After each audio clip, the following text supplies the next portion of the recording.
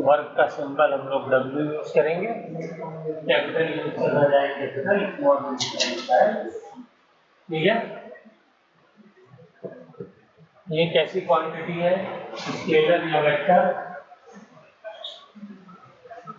बोलिए vector. F dot S ये formula होता है, F S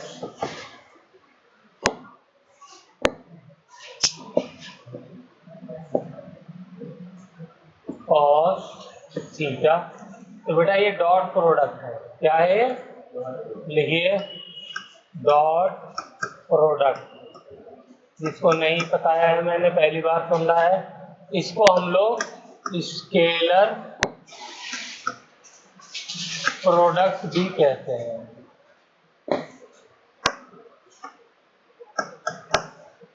तो इससे जो भी क्वांटिटी आती है उसके, ठीक है। वेक्टर क्वांटिटीज है दोनों की दोनों, फोर्स भी और डिस्प्लेसमेंट भी, लेकिन जब इनका हम डॉट प्रोडक्ट करते हैं तो रिजल्ट जो आता है वो स्केलर क्वांटिटी, ठीक है। तो वर्क हमारा कैसी क्वांटिटी हो गई, स्केलर, ओके। इसीलिए वर्क में कोई डायरेक्शन नहीं है। अभी देखा आपने कि वर्क में कोई डायरेक्शन बताया,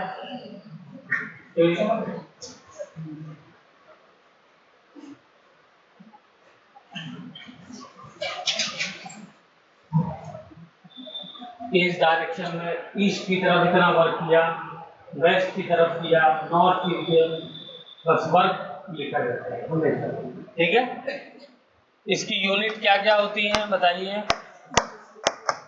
सबसे पहली यूनिट एनर्जी वाली होती है जूल, ठीक है।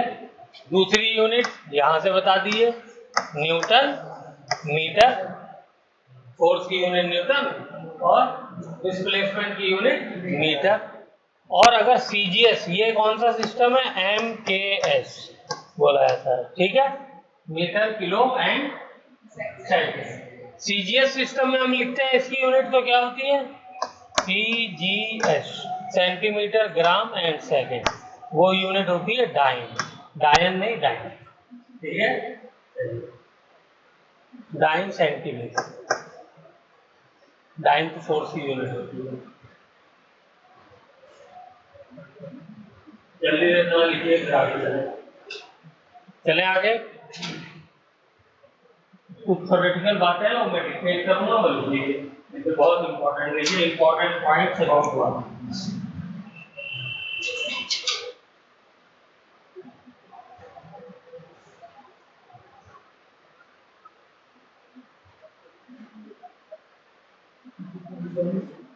पहला point, instantaneous work can not be calculated.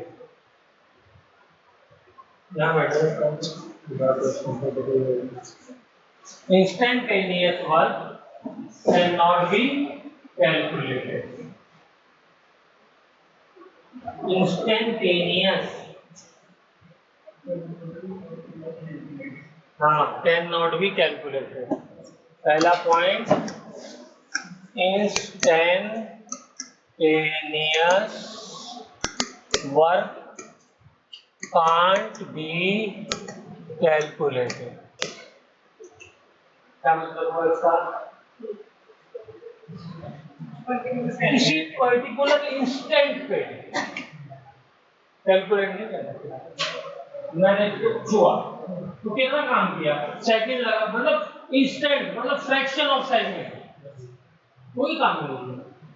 क्यों नहीं किया, क्योंकि फ्रैक्शन ऑफ सेकंड में डिस्प्लेसमेंट ही नहीं होगा, और डिस्प्लेसमेंट मुझे चाहिए वर्क के फॉर्मूले में, F dot delta S. Delta S की भैया कोई तो वैल्यू चाहिए होगी, बोलिए, और क्या होनी चाहिए, डेल्टा एस मतलब कुछ फाइनल माइनस इनिशियल, कहीं इनिशियल से चला फाइनल पोजीशन पे पहुंचा। तो इंस्टेंट का मतलब होता है कोई पॉइंट, तो ये वैल्यू तो जीरो हो जाएगी। तो इसलिए इंस्टेंटेनियस वर्क, हमने इंस्टेंटेनियस वेलोसिटी निकाली, इंस्टेंटेनियस एक्सेलरेशन निकाला, इंस्टेंटेनियस फोर्स निकाला, इंस्टेंटेनियस हम लोग कई चीजें निकाल चुके हैं, लेकिन एंगुलर वेलोसिटी भी निकाल चुके हैं, एंगुलर एक्सेलरेशन भी निकाल चुके हैं, लेकिन इंस्टेंटेनियस वर्क नाम की कोई चीज नहीं होती। यहाँ पे हम इस बीमारी से बचे हुए हैं। चलिए, ये लिखा नहीं लिखा होगा? हाँ, आप पीछे वालों को नहीं। हाँ, सारे पॉइंट लिखने हैं, कंप्लीट नोट होना चाहिए, शुरू से चैप्टर शुरू हो रहा है और टाइम से आपको आना है। Instantaneous work can not be calculated, और ये इसके लिए सिंपल सा एक है। ठीक है, दूसरा, इट इज वैलिड, दूसरा पॉइंट लिखिए, for all type of motion.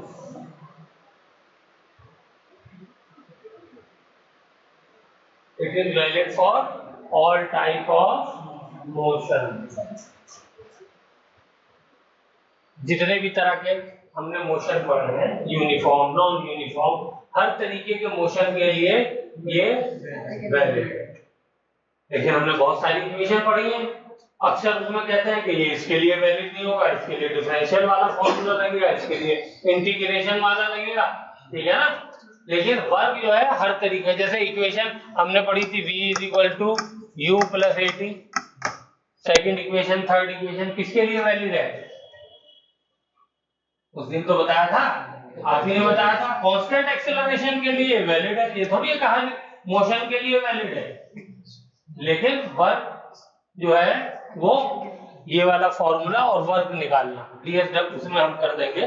तो ये जो है वर्क हर यानी तरह के मोशन के लिए निकाला जा सकता है। ठीक है, अभी वो जब हम एग्जांपल करेंगे तो उसके अंदर आ जाएगा। तीसरा पॉइंट लिखिए, if multiple forces are acting on a body,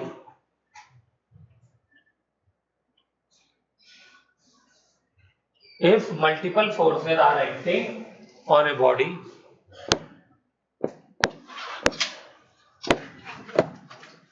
तीसरा पॉइंट मान लीजिए बॉडी है, इस पर मल्टीपल फोर्सेस लग रहे हैं,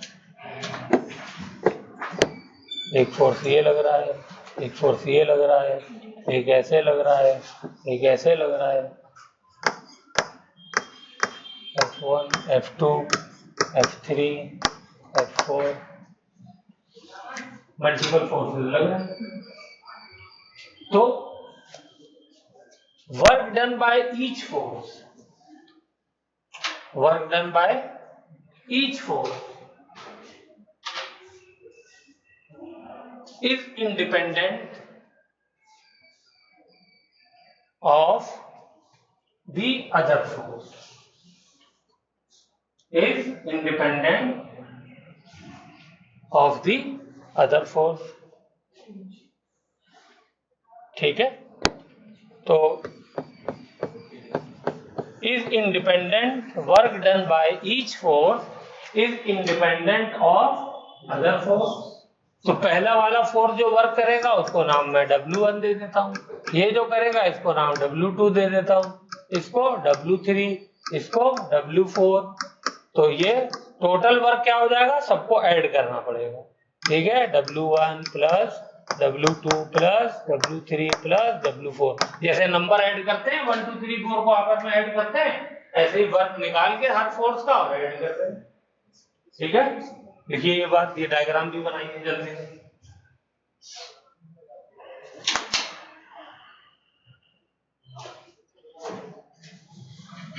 चौथा and very important point, next page पे चलें।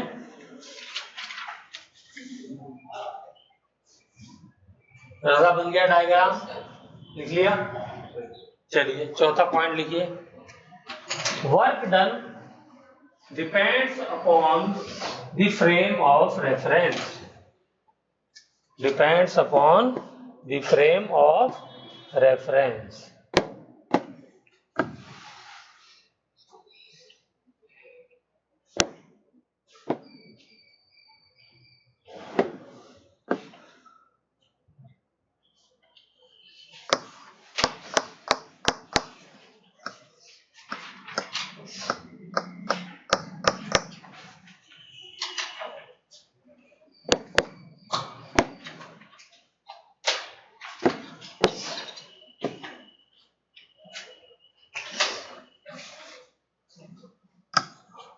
बताइए यहाँ पे ये दो ऑब्जर्वर है, ऑब्जर्वर 1, ऑब्जर्वर 2,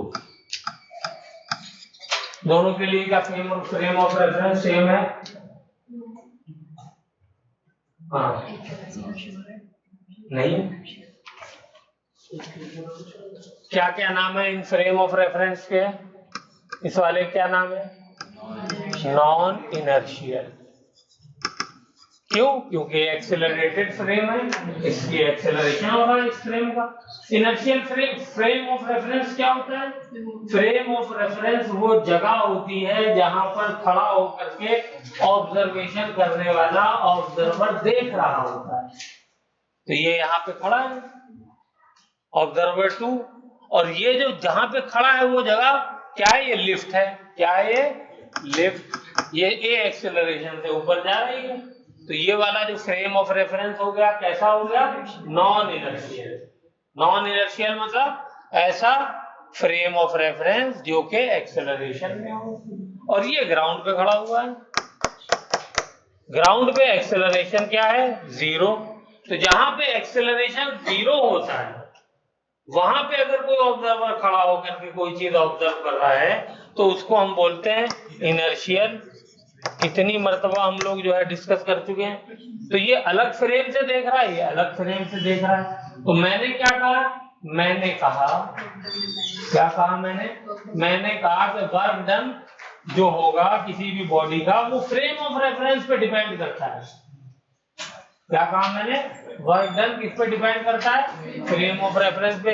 यानी इसके लिए वर्क डन जो आएगा वो अलग आएगा, और इसके लिए जो वर्क डन आएगा इस वाले ऑब्जर्वर के लिए वो अलग आएगा।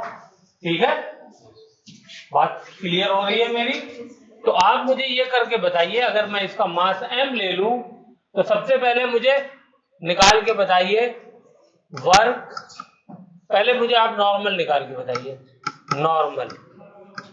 चलिए 1000 क्वेश्चन नॉर्मल पे कर चुके हम लोग।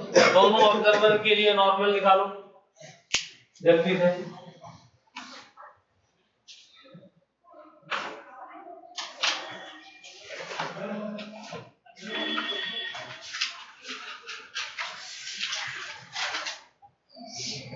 अब रोज लेट होने लगे इन दोनों में 5-7 दिन। ये रूटीन अगर बना लेंगे तो बरोबर है। एक आध दिन किसी वजह से होगा तो ठीक है।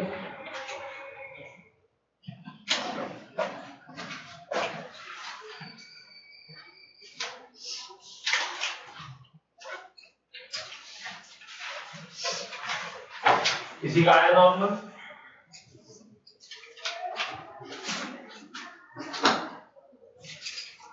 दोनों के लिए एफबीडी बनाइए। देखिए इससे मुझे ये पता चल गया कि इतनी वो चीज जो कि हम लोग क्लास में कितनी मर्तबा डिस्कस कर चुके हैं, और उसमें आपको प्रॉब्लम हो रही है। दैट मीन्स रिवीजन में कमी है।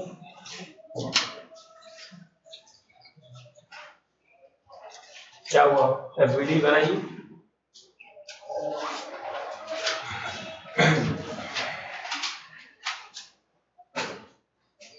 मैं कम से कम 25 मरतबा तो यही बोल चुका हूं कि ये जो क्वेश्चन है इसको रट डालें, क्योंकि जो कुछ भी आना है उसी पैटर्न पे आना है। चलिए पहले किसी का बन गया तो बताएं। नहीं बना, फिर से मैं बना देता हूं क्योंकि मेरी तो ड्यूटी में है। तो पहले 1 के लिए बनाता हूं। जो ऑब्जर्वर नीचे खड़ा है इसको क्या दिखेगा? mg नीचे लग रहा है। बोलिए, इसमें किसी को प्रॉब्लम नहीं? दूसरा क्या दिखेगा इसको? नॉर्मल ऊपर लग रहा है, और mg नीचे लग रहा है। यहां तक कोई दिक्कत नहीं है। इसको ये क्या दिख रहा है कि मास ए एक्सेलरेशन से ऊपर जा रहा है, ये भी तो दिख रहा है। तो कौन सा फोर्स बड़ा होगा जो इसको ले के जाएगा ऊपर? नॉर्मल बड़ा होगा। तो नॉर्मल बड़ा होगा तो हम क्या करेंगे? बड़े वाले फोर्स में से छोटा वाला घटाते हैं, तो नॉर्मल में से mg को घटा देंगे। वो किसके बराबर हो जाएगा? वो ma के बराबर हो जाएगा। आ गया नॉर्मल? बताइए, कोई नई चीज मैंने बताई हो तो? तो नॉर्मल इज इक्वल टू क्या हो गया, एम ए, सर ये एम जी लिख दिया, no problem, plus m a हो गया, नहीं हो गया, एम जी को उधर ले गया माइनस को, तो प्लस हो गया, क्योंकि एक्सेलरेशन ए से ऊपर जा रहा है। चलिए इसी तरीके से अब मैंने हिंट दे दिया, दूसरे वाले का बना डालिए।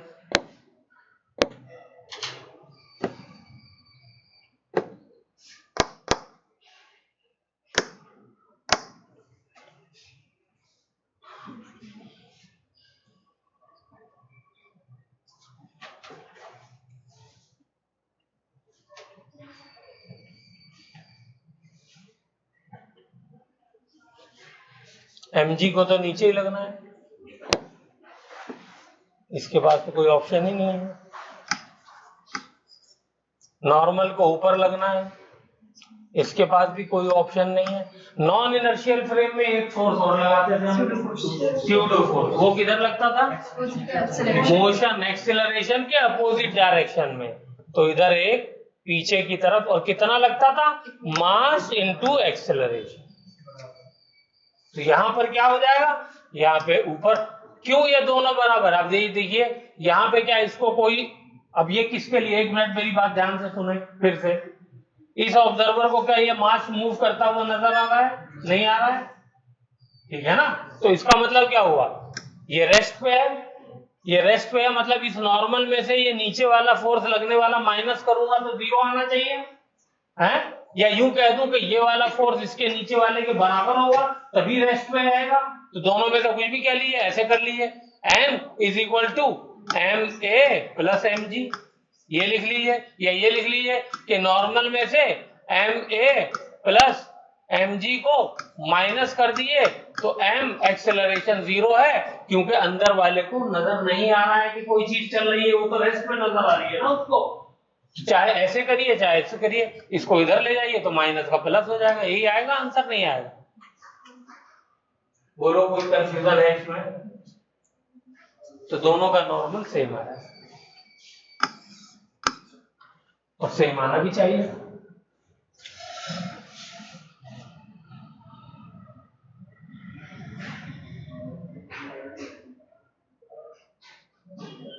लेकिन हम लोग तो वर्क पढ़ रहे हैं, ये तो डायनेमिक्स की बात हो गई, न्यूटन्स लॉ की। तो अब दोनों की वजह से मुझे वर्क बता दीजिए, दोनों नॉर्मल क्या है, फोर्स है, तो फोर्स की वजह से वर्क दोनों की वजह से क्या होगा, लगाइए दिमाग।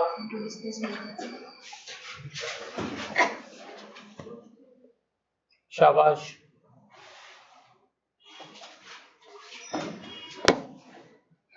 फोर्स वर्क का फॉर्मूला अभी बताया, एफ एस कॉस थीटा।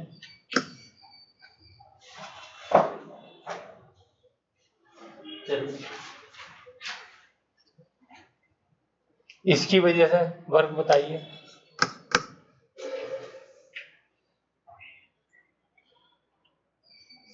अच्छा थीटा क्या होगा इसकी वजह से,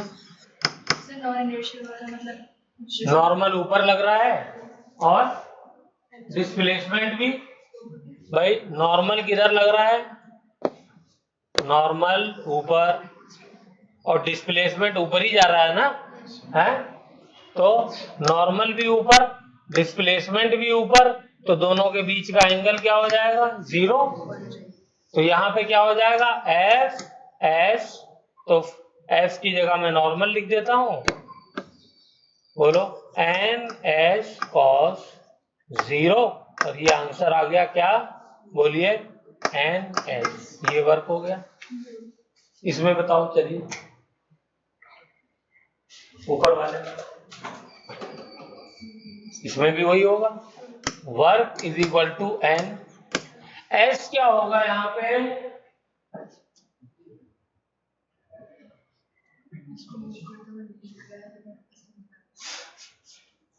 मूव करता हुआ नहीं दिख रहा है, लेकिन यस वही पहला ही पॉइंट ठीक है, इसको क्या मूव करता हुआ दिख रहा है, तो मूव नहीं कर रहा तो क्या कोई डिस्प्लेसमेंट हुआ इसमें, उसके लिए ऑब्जर्वर 2 के लिए, वो तो वही का वही खड़ा है, जैसे ये सामने रखा हुआ था, रखा हुआ, ये कहां चला, ये बाहर वाले को नजर आ रहा है चलता हुआ कि ये यहाँ था, यहाँ पहुंच गया, यहाँ पहुंच गया, इसको थोड़ी नजर आ रहा है, उसके तो सामने ऐसे ही रखा हुआ है।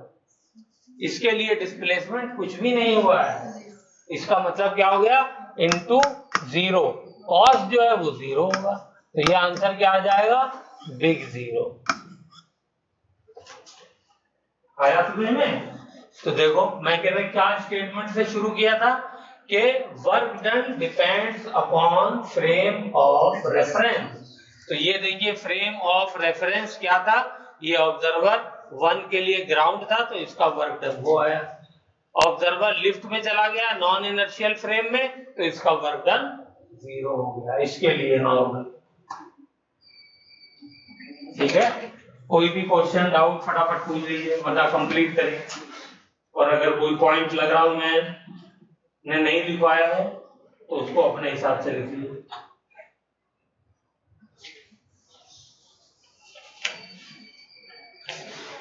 ये क्लियर होगी बात एकदम है?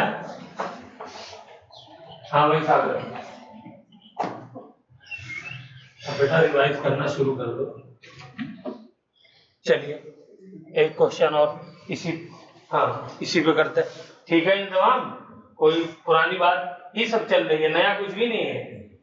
मुझे पता है एक आध महीने में वही सारी चीजें मैं वैसे भी इतनी बार वो सब अब यूज होने वाली हैं कि वो रट जाएंगे, लेकिन फिर भी नहीं हो पाएगा। आपको प्रैक्टिस करनी ही पड़ेगी, यहाँ पे आपको याद आता रहेगा, लेकिन आप अप्लाई वाला कॉन्फिडेंस तभी ला पाओगे जब आप प्रैक्टिस करोगे। चलो एक क्वेश्चन जल्दी से फिर करके दिखाओ, बिल्कुल पुराने ही कॉन्सेप्ट पे है और कुछ भी नहीं करना है। ये दो बॉडी ले ली मैंने, एक ये ले ली, एक ये ले ली, ठीक है।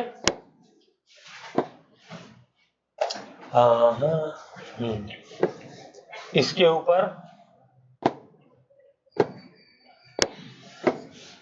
फोर्स F लग रहा है, इसके ऊपर भी फोर्स F लग रहा है। इसका मास मान लेता हूं m है, इसका मास 5m है, ठीक है।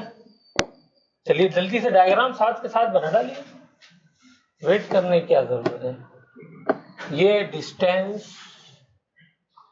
s चली और ये भी डिस्टेंस s चली, ये डिस्टेंस s, ये भी s। अब बॉडी यहां पहुंच गई,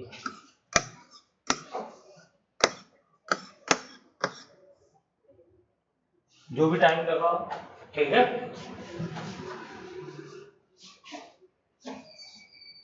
इसमें वर्क डन बताइए m में और 1m में और 5m में। चलिए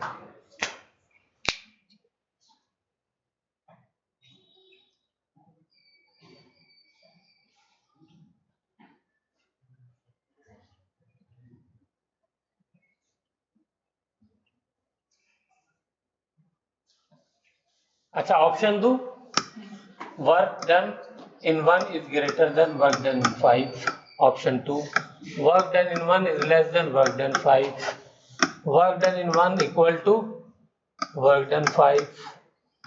None. चलिए चार ऑप्शन दे दीजिए,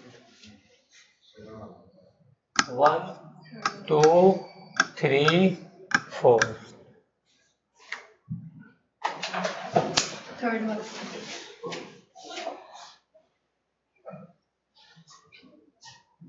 किसी का थर्ड वाला आंसर आ गया, और लोग सब लोग बताएं, बताओ जी सफिया क्या होना चाहिए। सेकंड वाला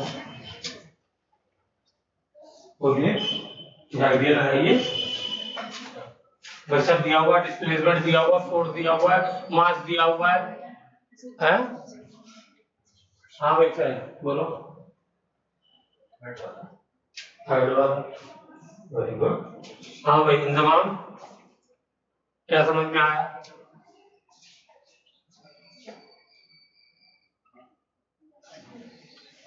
आपने थर्ड वाला क्यों बोला? cos 90 हो जाएगा, नॉर्मल और डिस्टेंस के हम एरिया को देखेंगे तो cos 90 की वैल्यू 0 पे दोनों 0 हो जाएंगे।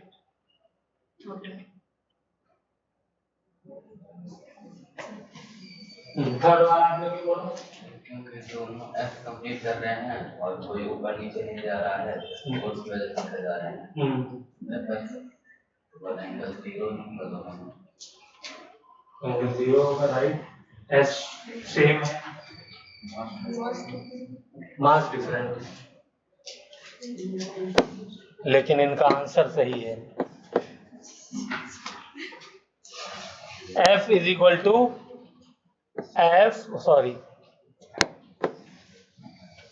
Work is equal to f s cos theta. दोनों के लिए बताइए, f same, s same, theta same, तो वर्क सेम। मास पे डिपेंड नहीं करता वर्क। मान लो इसने 10 मिनट में पहुंचाया होगा तो ये 50 मिनट में पहुंचा होगा, बस धीरे धीरे चला, सेम फोर्स लग रहा है। थीटा फिर भी 90 लगेगा ना? क्यों 90 लगेगा? डिस्प्लेसमेंट भी इधर है, डिस्प्लेसमेंट भी इधर है और फोर्स भी इधर है। मैंने तो एफ की जो फोर्स लग रहा है इसकी वजह से वर्क पूछा ना। चलिए अब आपने नॉर्मल की बात करी है तो बताइए नॉर्मल की वजह से वर्क कितना होगा?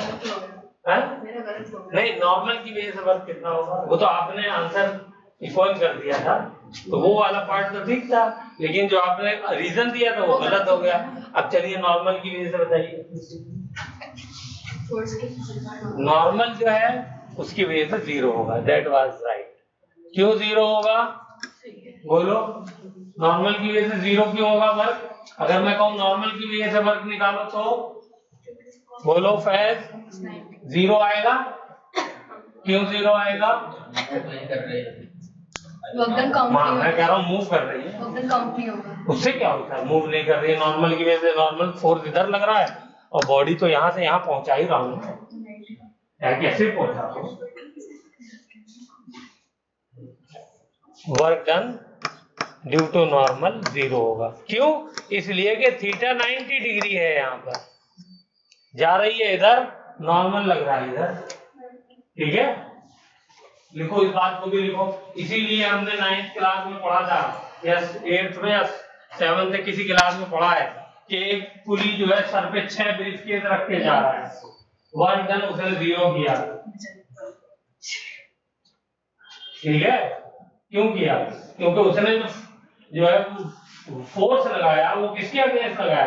ग्रेविटेशन के अगेंस्ट ऊपर की तरफ, और डिस्प्लेसमेंट जा रहा है ऐसे, तो ये फोर्स लगा रहा ऊपर, डिस्प्लेसमेंट हो रहा है ऐसे, तो एंगल की तरफ बना रहा है 90 डिग्री। वो थक गया, ठीक है, लेकिन वर्क उसने कुछ नहीं किया, वर्क उसकी मसल से नहीं किया। क्लियर हुई बात? So work done by normal n भी लिखा हुआ। क्यों 0 है? इसलिए कि थीटा 90 डिग्री। लेकिन पहला वाला पार्ट ज्यादा इंपॉर्टेंट था। ये लिखा आप लोगों ने कि work done is independent of mass.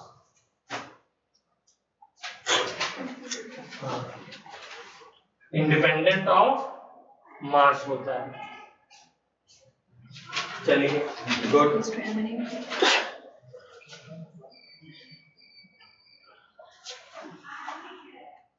ठीक है, इंडिपेंडेंट ऑफ मास।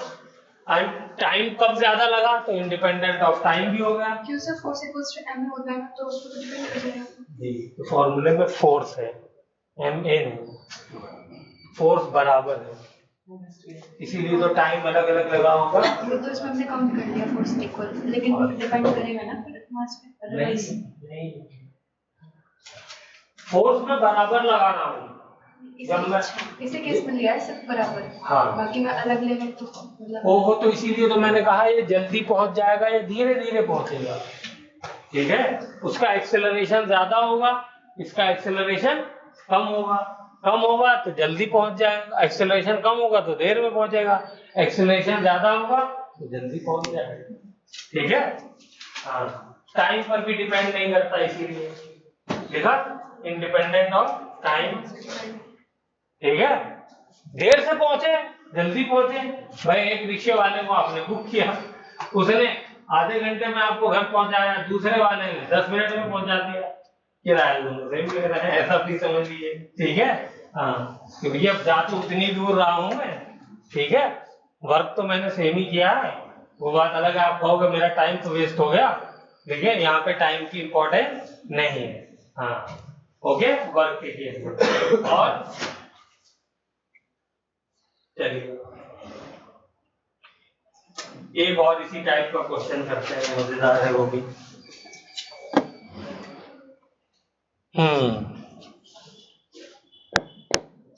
लॉजिकल है, थोड़ा सा ध्यान से सोचिएगा। हाँ, इंजमाम लिफ्ट में बैठे हुए हैं, ठीक है।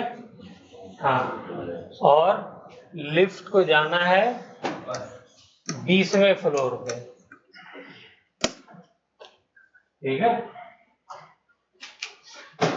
20वां फ्लोर कितने हाइट पर होगा? 200 फीट। 10 फीट की एक हाइट मान लेते, ठीक है, नॉर्मल। कहेंगे सर ऊपर ले जाना है तो इंतजाम कोई चूज किया, एक्सरसाइज करवा। हाँ ठीक है। एक दिन क्या होता है कि लिफ्ट खराब हो जाती है। लिफ्ट खराब हो गई, ठीक है। अब उस दिन धीरे से जाना ठीक है। तो क्या हुआ, ये देखो सीढ़ियों से गए, क्लियर हो रही है बात? बोलिए। सीढ़ियों से जाना पड़ गया, 200 फीट पहुंच गए। सेम हाइट है ये भी, 200 फीट।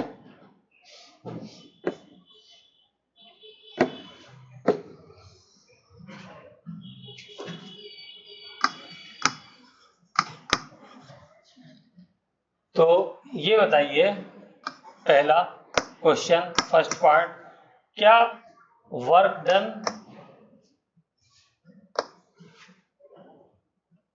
फर्स्ट केस में खाली ये बताना है कि ये 0 होगा या नॉन 0 होगा, और सेम इसमें भी बताना है कि 0 और नॉन 0।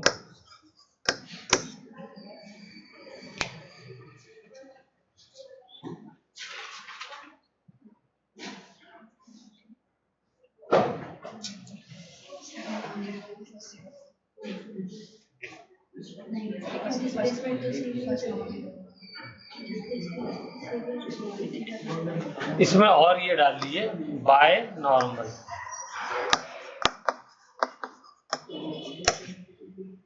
जो इंजमाम के ऊपर या जो भी अंदर है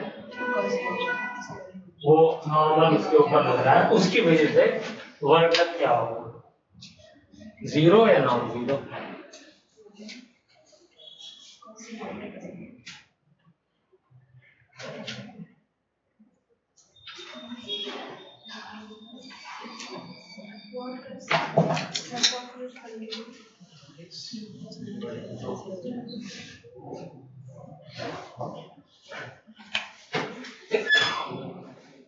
बोलिए। देखिए इसमें तो होगा नॉन 0, और सीढ़ी से जो गया वो हो जाएगा 0।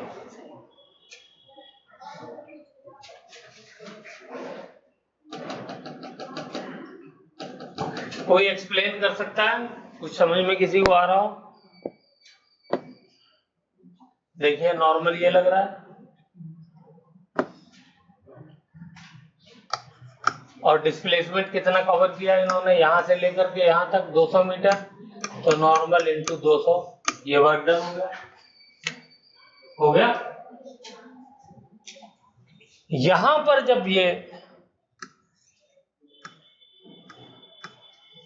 खड़े हुए हैं और जा रहे हैं, तो इतना छोटा बना दिया, ऐसा लग रहा है कि सीढ़ी से चढ़ना पड़ेगा ऊपर, है यहां जा रहे हैं, तो डिस्प्लेसमेंट तो वही आ रहा है 200।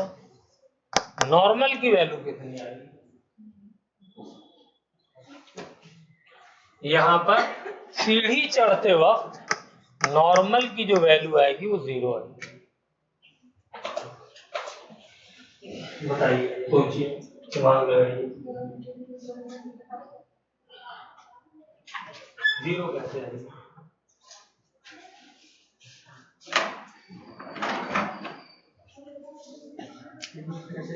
जब मैं सीढ़ी चढ़ता हूँ, अब देखिए मेरी तरफ, तो अगले स्टेप पे मुझे जाना है, तो मैं क्या करता हूँ, ये वाला ऐसे उठाया, तो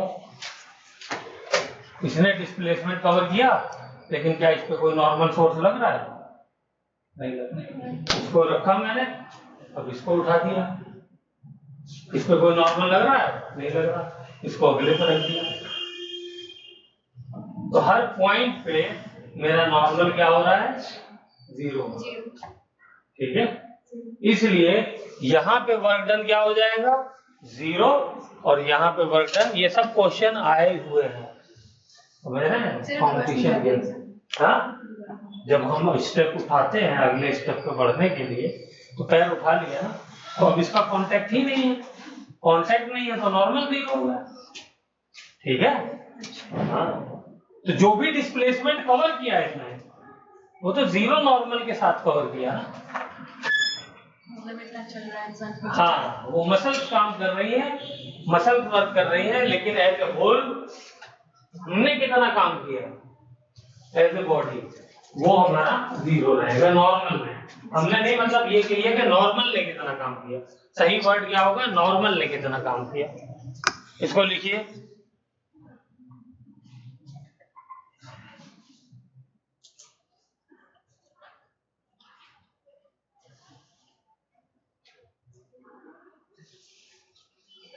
तो यहां पे जब भी आप चढ़ते हैं, तो जो हमारा पैर डिस्प्लेसमेंट कवर करता है, उस पे नॉर्मल फोर्स जीरो हो जाता है।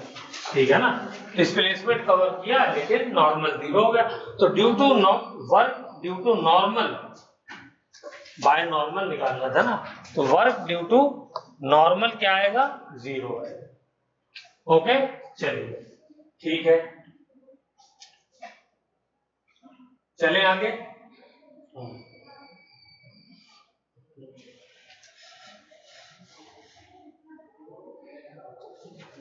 चलिए एक और पॉइंट लिख लेते हैं। स्केलर क्वांटिटीज के नाम बताइए।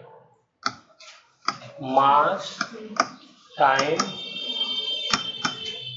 और वर्क। चलिए अभी हम लोग वर्क की बात बाद में करेंगे। स्पीड ले लेते हैं, डिस्टेंस ले लेते हैं। ठीक है, इनकी वैल्यूज क्या हो सकती हैं?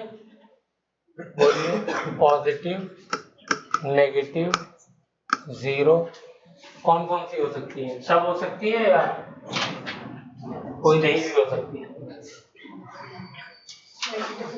क्या डिस्टेंस नेगेटिव हो सकता है? क्या मास नेगेटिव हो सकता है? क्या टाइम नेगेटिव हो सकता है? नहीं हो सकता। पॉजिटिव हो सकता है, जीरो हो सकता है। तो ये कौन सी क्वांटिटीज हैं? ये है स्केलर क्वांटिटी। तो लिखिए इस बात को, स्केलर। स्केलर जो क्वांटिटीज होती हैं वो या तो पॉजिटिव होती है या जीरो होती है, नेगेटिव नहीं।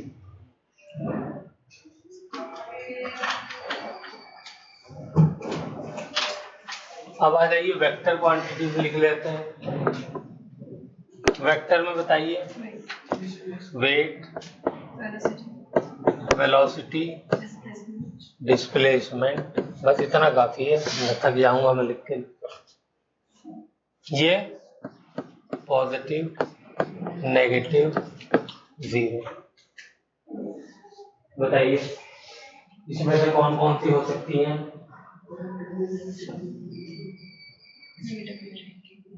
ये तीनों हो सकती है, पॉजिटिव भी हो सकती है, नेगेटिव भी हो सकती है, जीरो भी हो सकती है।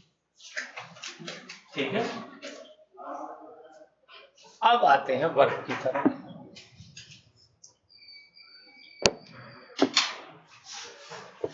वर्क कैसी क्वांटिटी है?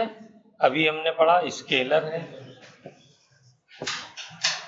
लेकिन वर्क पॉजिटिव भी हो सकता है, वर्क जीरो भी हो सकता है, ये तो हमने साथ के लिए पढ़ा।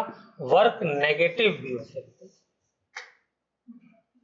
ठीक है, तो इसके साथ ये एक्स्ट्रा जो है वो इंफॉर्मेशन वर्क के लिए जुड़ी हुई है।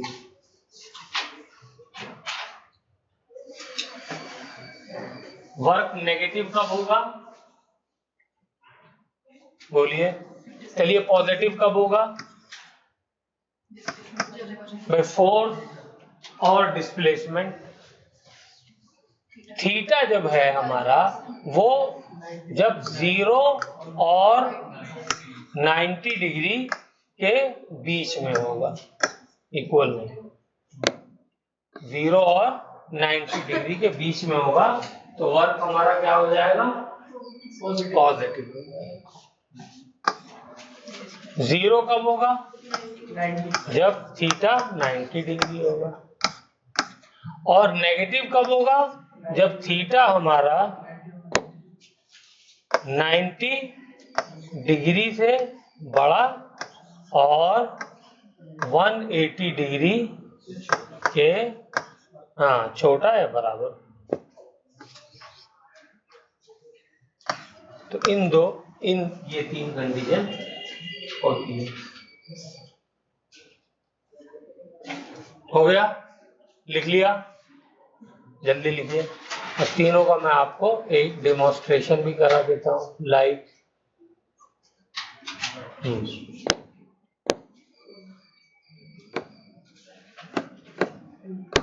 मान लीजिए ये मेरा सरफेस है, इस पे 3 मास रखे हुए हैं, मास 1, मास 2,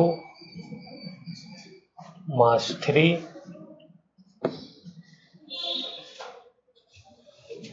तीनों आप इक्वल भी मान सकते हैं, नो प्रॉब्लम।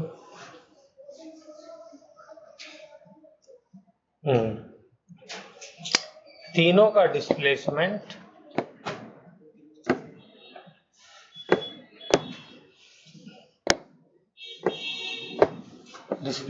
इधर है,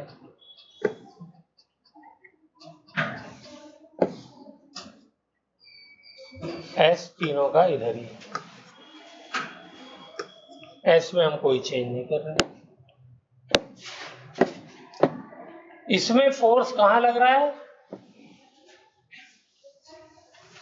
थीटा एंगल पे। और ये थीटा जो है ये कहां पर है? थीटा है ये 0 से बड़ा और 90 से छोटा। तो फोर्स अगर इस तरीके से लगेगा तो वर्क डन जो आएगा वो पॉजिटिव है, ठीक है। और फोर्स अगर ऐसे लग जाएगा 90 डिग्री पे, तो यहाँ थीटा हो जाएगा 90 डिग्री, तो यहाँ पे वर्क डन पॉजिटिव, यहाँ पे वर्क डन 0। नेगेटिव के लिए कैसे लगाना पड़ेगा? नेगेटिव के लिए फोर्स ऐसे लगाना पड़ेगा, ठीक है।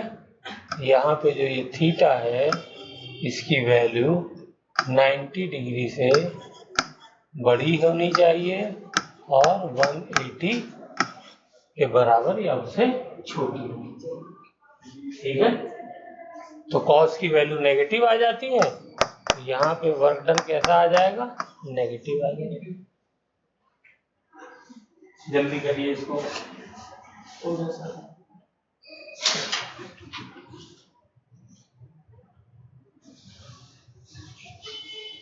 चलिए, अब इससे होता क्या है प्रैक्टिकल लाइफ में? वर्क पॉजिटिव है, नेगेटिव है, 0 है, तो इससे होता क्या है? तो उसको देखिए। इससे होता ये है कि काइनेटिक एनर्जी में चेंज आता है। किसमें चेंज आता है फैज? Kinetic energy. तो देखिए क्या चेंज आएगा। जब पॉजिटिव का मतलब मैंने बॉडी को एनर्जी दी, पॉजिटिव का मतलब एनर्जी दी। एनर्जी जब मैं किसी चीज को दूंगा तो उसकी एनर्जी बढ़ जाएगी। तो एनर्जी बढ़ने का मतलब यह है कि उसकी काइनेटिक एनर्जी बढ़ जाएगी, ठीक है। उसकी काइनेटिक एनर्जी बढ़ जाएगी और मास तो बढ़ेगा नहीं, तो वेलोसिटी बढ़ेगी, क्योंकि काइनेटिक एनर्जी का फॉर्मूला में क्या आता है? mv², half mv²। तो काइनेटिक एनर्जी बढ़ जाएगी। और यहाँ पे काइनेटिक एनर्जी में क्या होगा, नो चेंज। यहाँ पे क्या हो जाएगा, वेलोसिटी इंक्रीज कर जाएगी और यहाँ पे वेलोसिटी में भी डिक्रीज कर जाएगी, नो चेंज, जीरो है ना, वर्क जीरो। ठीक है। और इस वाले केस में क्या हो जाएगा, काइनेटिक एनर्जी डिक्रीज कर जाएगी। इसका मतलब क्या है, वेलोसिटी डिक्रीज कर गई, यानी बॉडी जाना चाह रही है ऐसे और आप फोर्स लगा रहे हैं पीछे की तरफ, इसका मतलब आप उससे एनर्जी ले रहे हैं, उससे एनर्जी ले रहे हैं। भाई आगे इंजन लगा हुआ है, वो आगे जाना चाह रहा, आपने पीछे डिब्बे दे दिए, जोड़ दिए, तो उन्होंने एनर्जी ली ना उससे, तभी तो वो भी चलने लगते हैं, उनको एनर्जी मिल जाती है। ठीक है, इससे वेलोसिटी डिक्रीज हो जाएगी। चलिए, वेरी गुड।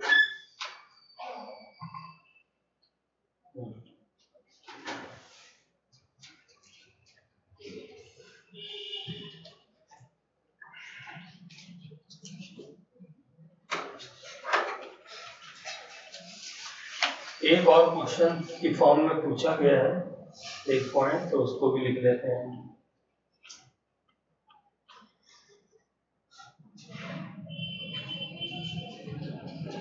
चलिए नेक्स्ट पेज पे करते हैं। ये कितने पॉइंट हो गए, 5 हो गए। अच्छा चलिए, तो अब आ जाइए 6 point.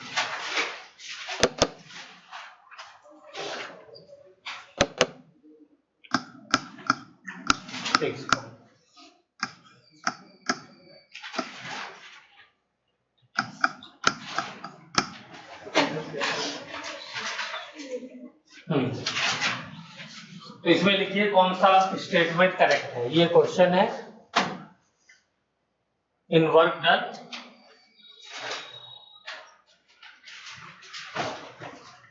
Displacement of body always takes place. एक स्टेटमेंट, ये स्टेटमेंट वाला क्वेश्चन हो गया। ठीक है। दूसरा, displacement of force always takes place. तीसरा, displacement of point of application of force.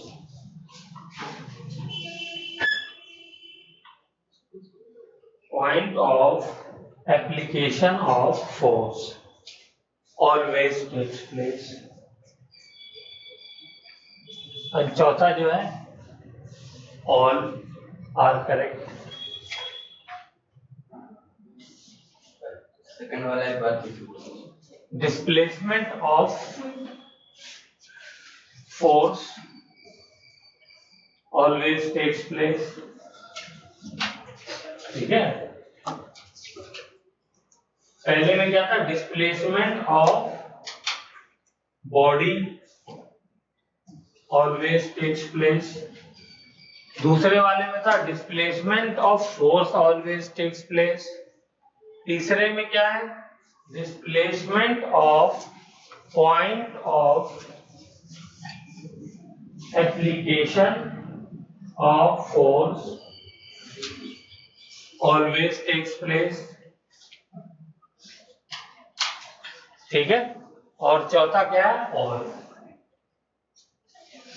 तो इसमें कौन सा स्टेटमेंट, ये सिंगल करेक्ट क्वेश्चन है नीट वाला, तो बताइए इसमें कौन सा ऑप्शन सबसे सही होगा। हाँ,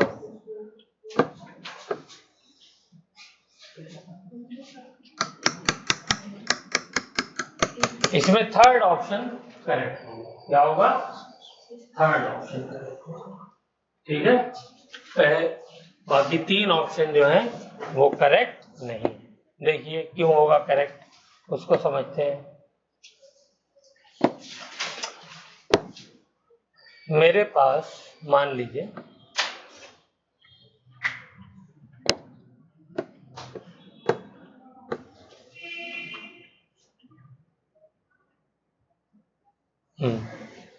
ये बॉडी है, ये बॉडी स्पंज की बनी हुई है। किसकी बनी हुई है,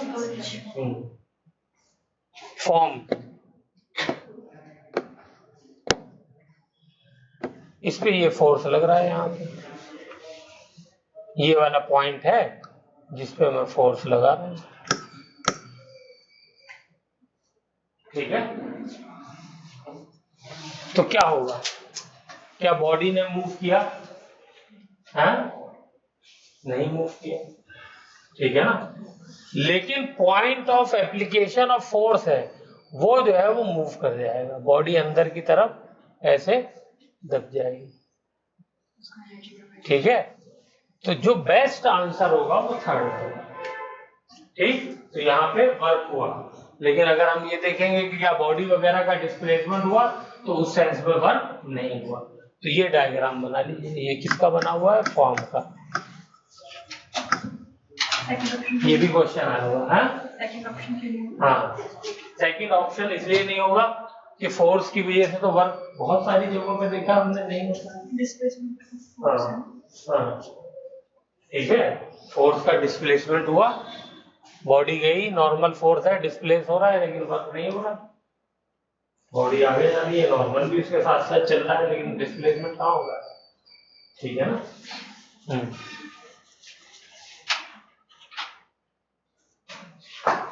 चलिए,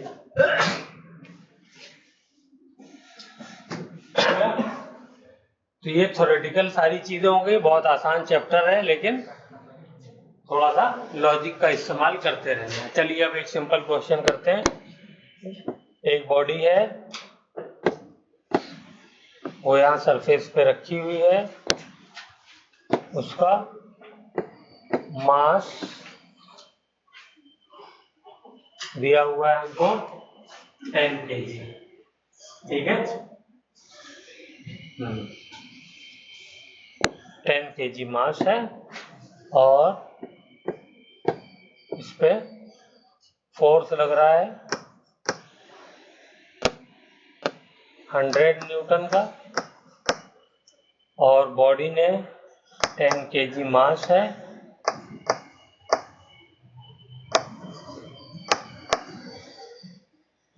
इसका कोएफिशिएंट ऑफ फ्रिक्शन है म्यू 0.2, बॉडी चली है हमारी 10 मीटर, कितना चली है बॉडी, 10 मीटर, ये वाला जो डिस्टेंस है वो है 10 मीटर। चलिए, तो वर्क डन बाय फ्रिक्शन बताइए, ठीक है। वर्क डन बाय फोर्स बताइए, अप्लाइड फोर्स, और नेट वर्क डन बताइए, तीनों चीज कैलकुलेट करके बताइए।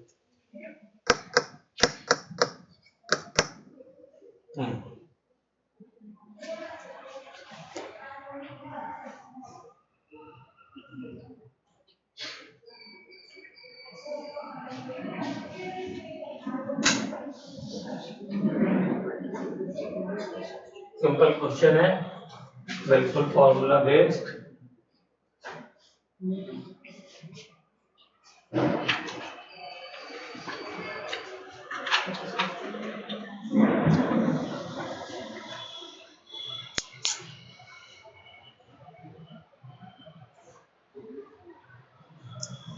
वर्क डन बाय, पहले फोर्स निकाल देता हूं मैं, तो क्या हो जाएगा 100 इंटू डिस्प्लेसमेंट 10 और कॉस 0, क्योंकि फोर्स और डिस्प्लेसमेंट दोनों डायरेक्शन सेम है, तो क्या हो जाएगा 1000 जूल।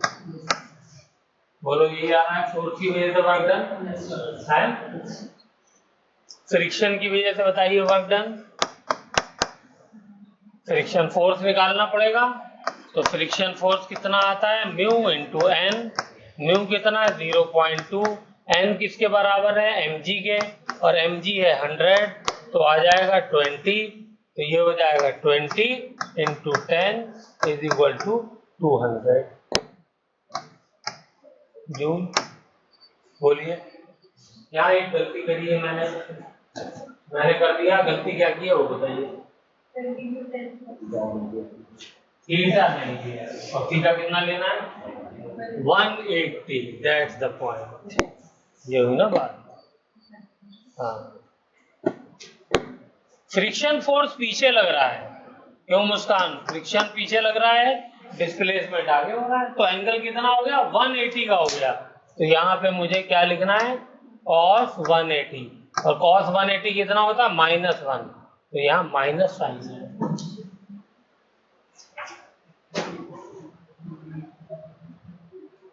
ठीक है, चलिए तीसरा निकालिए नेट। तो नेट में हमने क्या सीखा है, ये तो स्केलर क्वांटिटी है, सीधे सीधे जोड़ दीजिए बस। नेट वर्क डन क्या हो जाएगा, W net is equal to 1000 minus 200, जोड़ना होता है साइन के साथ, तो 800 जूल। नेट वर्क डन आ रहा है, सबका ये आंसर आ रहा है।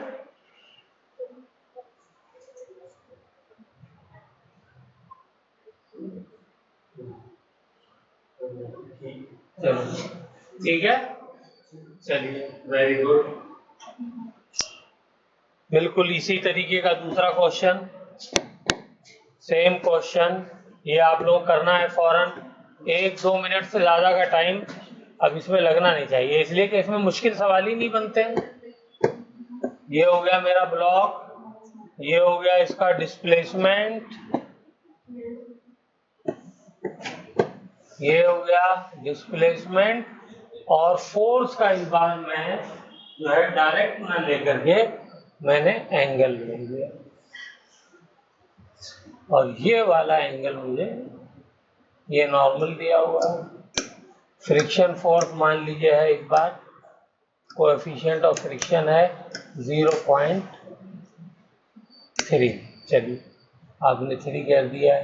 फोर्स वही है 100 न्यूटन, एंगल ये वाला है 37 डिग्री, डिस्प्लेसमेंट जो है वो 10 मीटर ही है।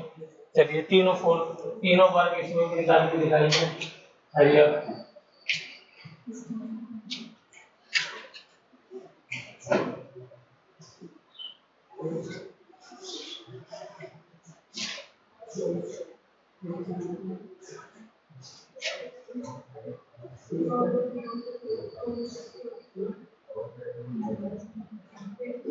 फ्रिक्शन एंड फोर्स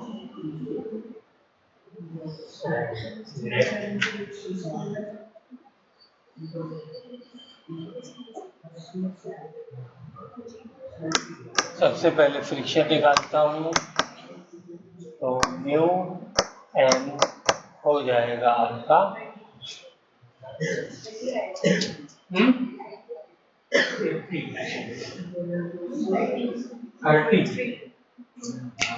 हाँ, वेट मैंने लिखा नहीं है, सब चीज जब सेम है तो इसलिए आप लोगों ने 10 kg मान लिया, ये अच्छा ही है। एक गलती हो रही है फ्रिक्शन निकालने में, मुझे पता है कि सबने की होगी, जो लोग फ्रिक्शन क्या निकाल रहे हैं, अभी तो निकाला ही नहीं है। तुमने निकाला फ्रिक्शन? अच्छा चलो फ्रिक्शन निकाल के दिखा दो, बाकी मैं मान लूंगा तुम लोगों ने कर दिया। फ्रिक्शन क्या निकाला? सबका 30 आ रहा है, वेरी गुड।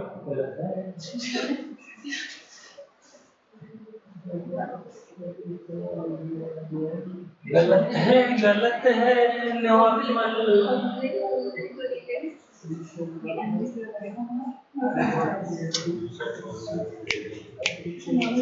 एफबीडी बनाओ नॉर्मल।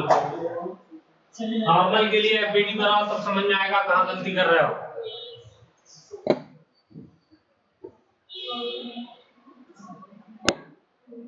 नॉर्मल ऊपर, mg नीचे,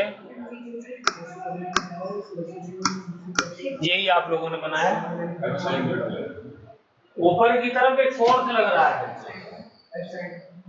ऊपर की तरफ, पहले फ्रिक्शन की मैं बात कर रहा हूं, तो ऊपर एक फोर्स ऊपर और लग रहा है। क्या लग रहा है, जल्दी नाम बोलो। F cos 37, इसका कंपोनेंट लग रहा है। हाँ ठीक है ना, ये गलती आपने कर दी, तो यहाँ से नॉर्मल निकलेगा। तो ये क्या हो जाएगा, दोनों क्योंकि ऊपर नीचे तो जा नहीं रहा है, तो n plus f cos 37 is equal to mg हो जाएगा। तो n इज इक्वल टू क्या हो जाएगा, mg हो गया 100 और f तो 100 है ही, तो इसको उधर लाऊंगा तो -100 और 37 cos 37 की वैल्यू बताओ, देखो किसको याद है? 3/4, वेरी गुड, 3/5। हाँ चलो कोई बात नहीं, मैंने गलत कर दिया, ठीक है। तो आंसर क्या आया, ये कट गया, ये आया 20 गुणा में 3 60, तो 60 जब माइनस करूंगा तो 40 न्यूटन का फोर्स लग रहा है। तो ये हो जाएगा 0.3 इंटू 40, तो ये हो जाएगा 120, तो 12 न्यूटन फ्रिक्शन फोर्स का 12 न्यूटन, ठीक है। आप देखो जो ये फॉर्मूला हमारा जो माली है, जो गार्डनर होता है, जो गार्डन में वो काम करता है घास को काटने का, घास ग्रेडिंग, घास, ठीक है। तो वो क्या करता है, जब उसको मशीन लेकर के जानी होती है, तो इधर देखो वो मशीन को उठाता है, ऐसे कंधे पे लटकाता है और ऐसे खींच के ले जाता है, घसीटती हुई जाती है। घास काटने वाली जो मशीन होती है, कंधे पे तुमने देखी नहीं, तो मैं क्या करूँ, उसमें पहिए लगे होते हैं नीचे, समझ गया, तो उसको सर पे उठा के नहीं ले जाता है, एक रस्सी उसमें डंडा होता है, वो डंडे को ऐसे कंधे पे खींचता है और ऐसे खींच करके ले जाता है। क्यों ले जाता है, इसलिए ताकि उसका जो है वो नीचे फ्रिक्शन जो लग रहा है वो कम हो जाए, तो उससे उसको कम फोर्स में खींच करके ले जाए। बोलिए, जब भी आप किसी भी चीज को खींचना, अच्छा चलो फिर से सोचो, ये टेबल है, इस टेबल को मुझे आगे लेकर के जाना है, ये तो क्योंकि बहुत ऊंची है ना, तो इसलिए पॉसिबल नहीं। मान लो यहाँ तक की टेबल है और पूरी भरी हुई है 100 kg की है, इसको मुझे आगे लेकर के जाना है।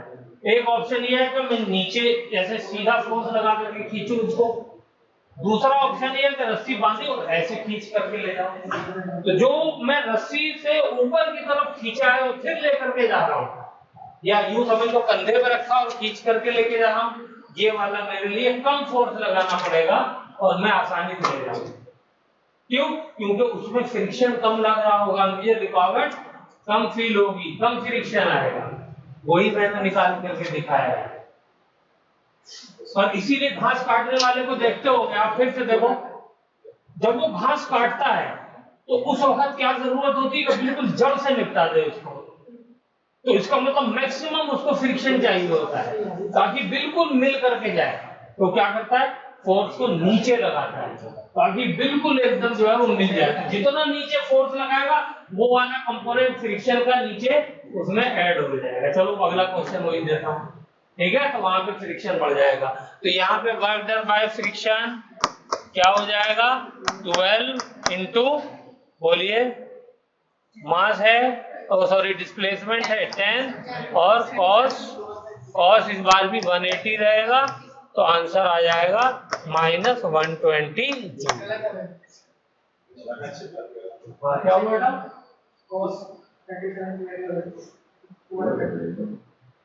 कॉस 37 की वैल्यू गलत है। हाँ यार सही कह रहा हो, तो किसने बताया तुमको,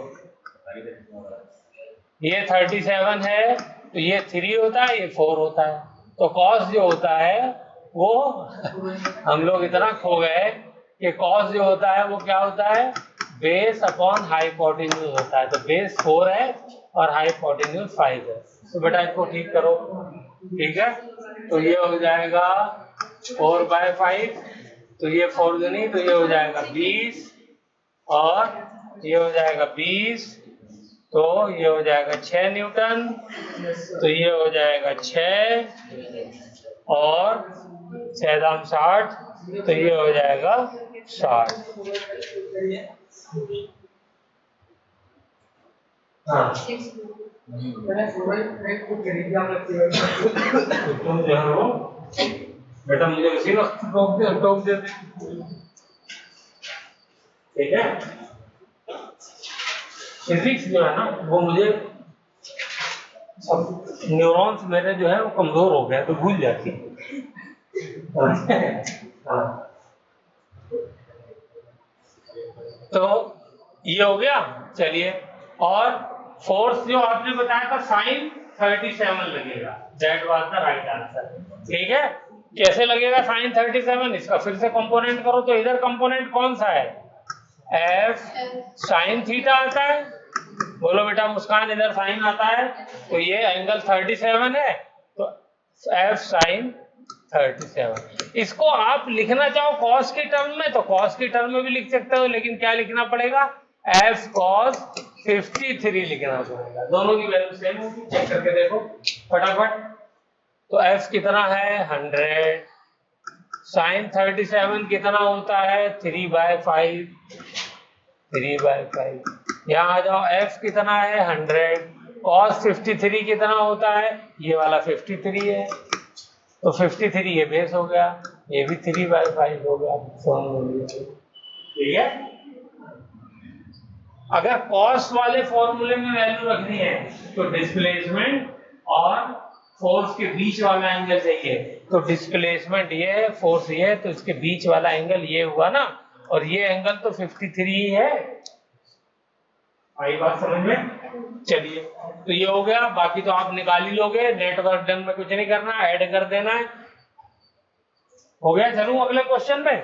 तो अगला क्वेश्चन जो है उसमें फोर्स को नीचे लगा दिया 37 डिग्री, तो बस बनाइए।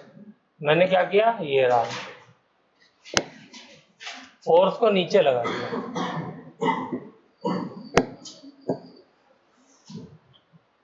फोर्स को क्या कर दिया, नीचे लगा दिया।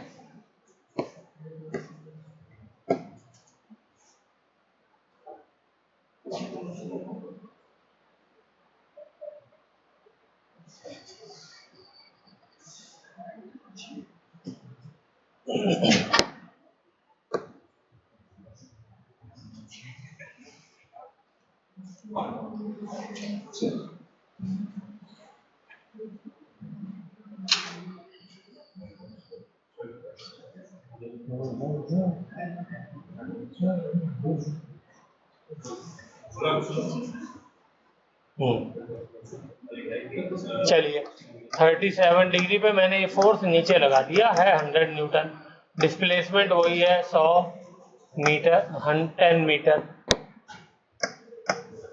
फ्रिक्शन कोएफिशिएंट का वही है 0.3। चलिए निकालिए इसके लिए तीनों। सर केमिस्ट्री का टेस्ट करो।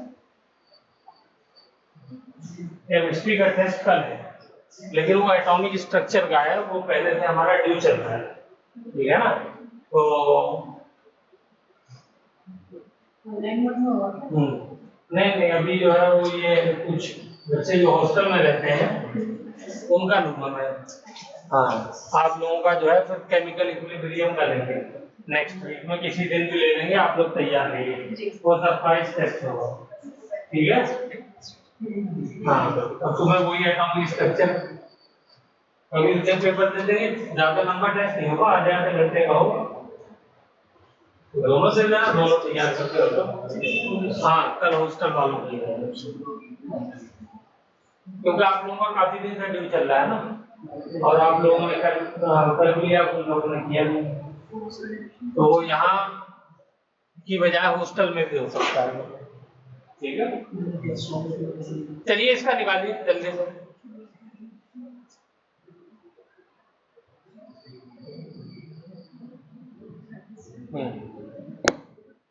बताइए फोर्स का डायरेक्शन। सबसे पहले तो मुझे खाली फ्रिक्शन फोर्स ही बता दी है, वो आपने बता दिया तो मैं समझ लूंगा कि मेरी मेहनत वसूल हो गई।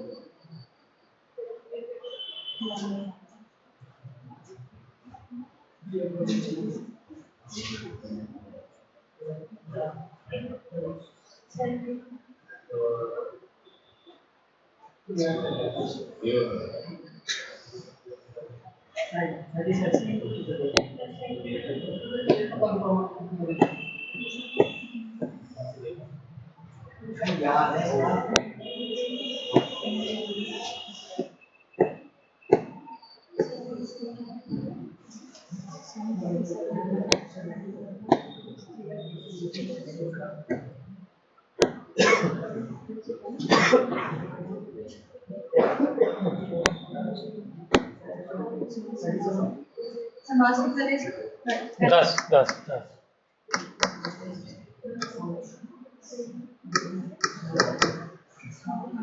डिस्प्लेसमेंट वही लेना।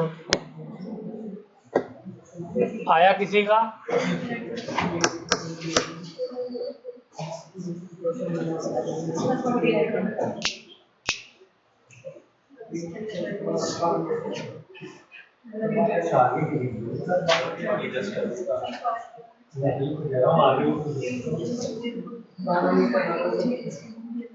बारह मीटर 12 न्यूटन।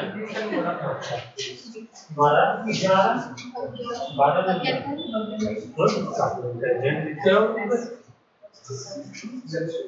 और किसका किसका आ गया? ये 100 न्यूटन का फोर्स लगाया तुम्हारा आया जमा।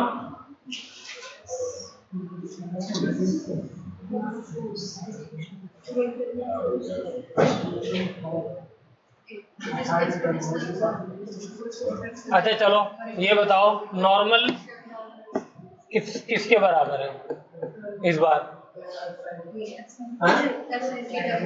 mg minus f sin f sin theta.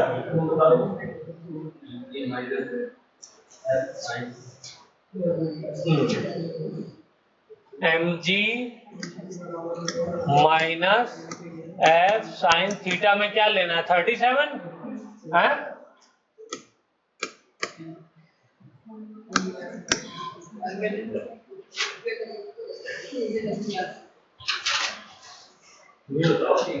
इधर देखो माइनस देख के मैंने बता दिया गलत है। क्यों?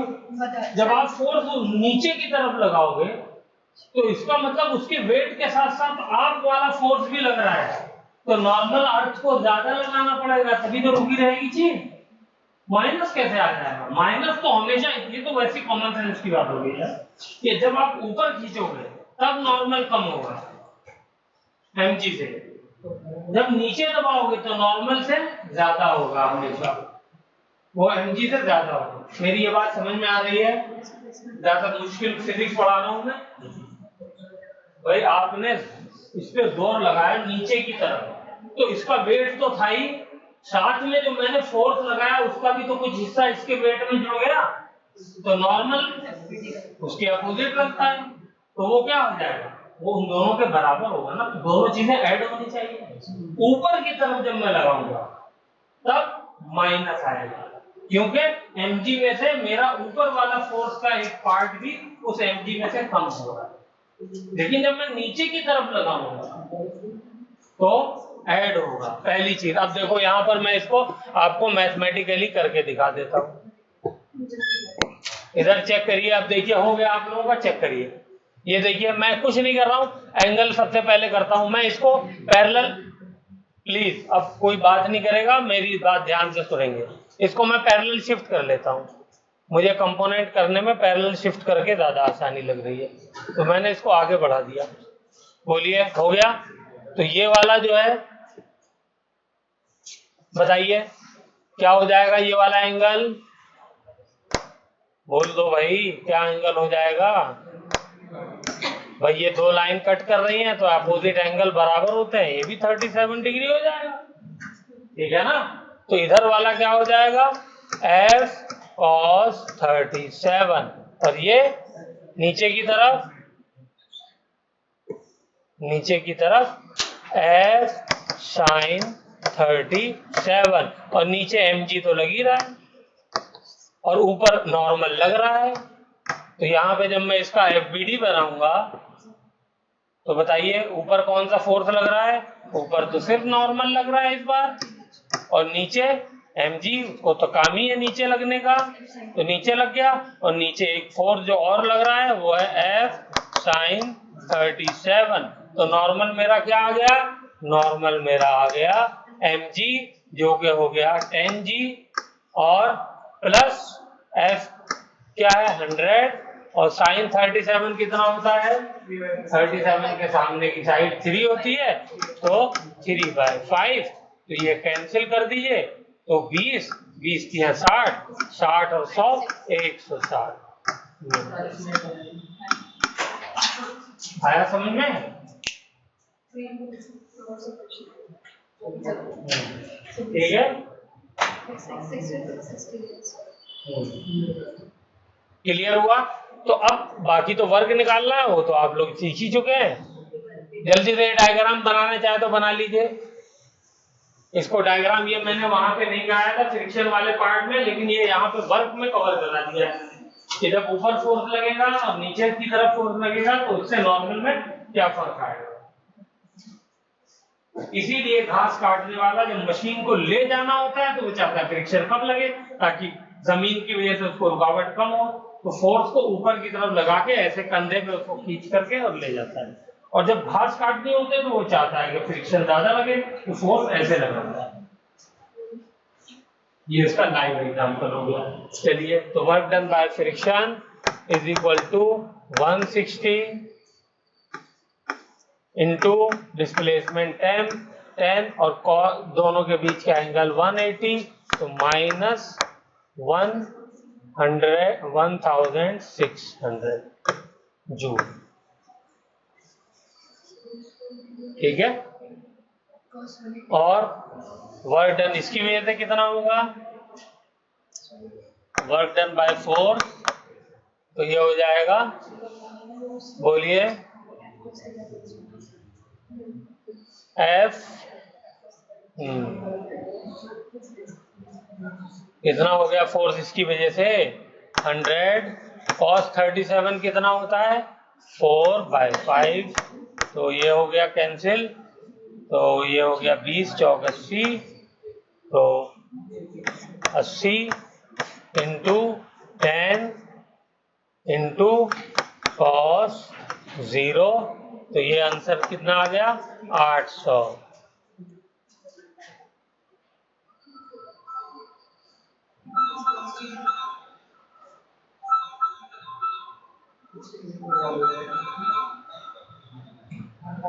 जी सर आ गया